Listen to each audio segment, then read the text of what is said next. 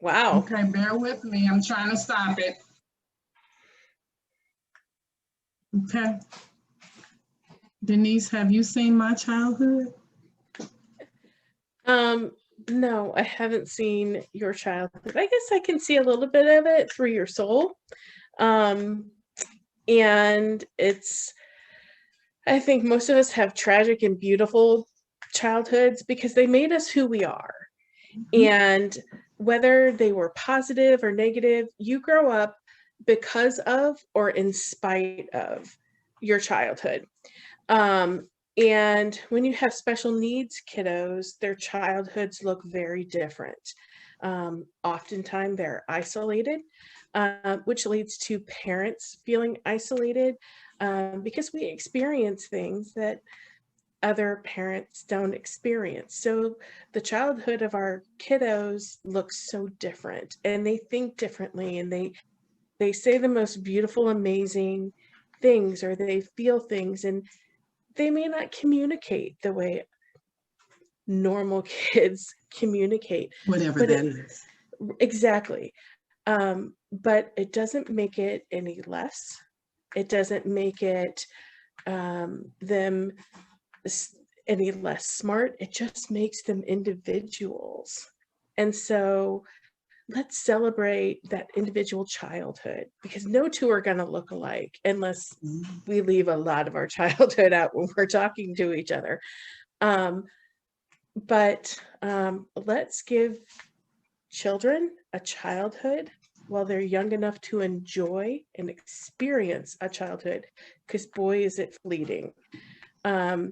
But these kids, these special needs kids, deserve the attention and deserve the support that they need. Not that's going to look the same as every other child, because it's not. It reminds me of a cartoon where it's 3 kids and one shorter. And so they give a box for this kid to stand on to see over the fence.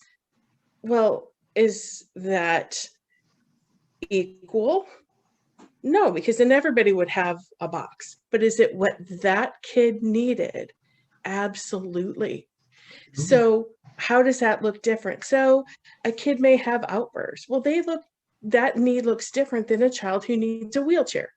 But they're all needs for that child to be treated on on a fair basis for what they need. I have 2 more questions. So Okay. in the childhood video, before that, I asked you to look at it and then think about, Denise, we talk a lot. I mean, we talk a lot because of our kids and because we're just building community together, and we're really trying to figure out what our role is in this very hectic climate.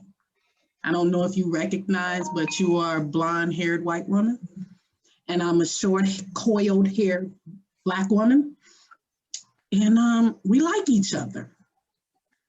So thinking about that and racial reconciliation and community healing, how does this awesome business, what are you dreaming? Tell the world a little bit about, a little sneak peek about what we have been dreaming about special education and what you're trying to do in my community. Right. That's a really good question. So I can't make my skin darker. Well, I guess I could. But it would still just, it wouldn't be the same. It will never be the same. So I have to, from where I stand and where I sit, I have to say, okay, how can my gifts be shared with your community and help uplift people in your community so that they have the same opportunities that other people here in the county have. So I think that it's not saying that, it's not pretending that the problems don't exist. It's not pretending that I'm white. It's not me apologizing for being white. It is me saying, this is who I am. This is who you are. I genuinely want to help you. I genuinely want to see all kids, white, black, any other shade of the beautiful rainbow, any other disability, any other identity, all get equality, all have an equitable education, whatever that looks like. And having race or sexual preference or anything else, bridge that change, bridge that gap, and do what I can to help uplift other people. That's awesome. So you know that I'm also like, I'm huge on community and supporting each other and just building. So I've had the pleasure of introducing you and the work that you do to other people that have I've been connected to, or that I'm doing community or life with or whatever. And I recently reconnected with a previous educator. She is a teacher? No, his previous school lead, Kimberly Townsend, in the leadership school. So I had the pleasure of introducing you guys to each other before the sponsorship approval. And now the sponsorship of the leadership school is intact, and now we're barreling down at the next goal. And I just love to be able to help people. Like, even when we met, like people think it's weird because I just like to help people. So I'm helping Kim now in this next push, and just like trying to get people to know who she is a little bit more. Can you share a little bit about what you know about Kim, just from your very brief contact, and what you know about the leadership school? Can you give us any context on that? So what I know about Kim and what I believe will be a magnificent school that she's beginning, it is giving a community that doesn't have opportunity a really fantastic opportunity. Parents are actually given a choice. They aren't just stuck in the school that they're assigned to because of where their living quarters is located. That's what's beautiful about her school, is that she has an opportunity to say, okay, all of these kids have different needs. How can we help this child and get what they need, instead of saying, okay, so all of these kids, and this is what I know about her from you, is that she can say, okay, this kid needs something more. How can we get this kid something more, so that this kid can have the best opportunity they can have? And what I think the most amazing thing about her is that she took the bull by the horns, and she's starting a school. And for anybody, that is an undertaking. Like, I started a business. I didn't start a school. That is magnificent. And it's so huge. And so few people have the drive and the, what's the other word? Gumption, I guess, to the stomach for it, to have to keep pushing and do what it takes to get a school started from nothing. You're not in that community, are you? I'm not in that community at all. Mm-hmm. I'm in a completely, I'll be honest, I'm in an all white, primarily white community. And so she wouldn't service my area. But oh my gosh, would I like a leadership school here in my community where we would have a choice to go there. I think that would be phenomenal, to have more Kimberly Townsends create more schools as fabulous as I think hers is going to be. My brain is like percolating, because we're going to talk to you again about why you started this IEP business. And I know you have to get to mom duties, but you said, you spoke about choice. Your kid never was in a situation to have a choice school. Like, you have always been a public school parent. I just want to make sure that that is clear. You have never like advocated for charters. You're not necessarily advocating for charters now. Like you don't even have the option for a charter school or choice. Right. Am I correct? Right. And that's a really good point to bring up. I'm not saying charters, public, private, I'm not saying any is better. What I'm saying is, as parents, to say, okay, this is not working for my kid in this situation. My kid needs something different. Mm-hmm. And right now in a public school, we don't, especially in St. Louis County, we don't have that option.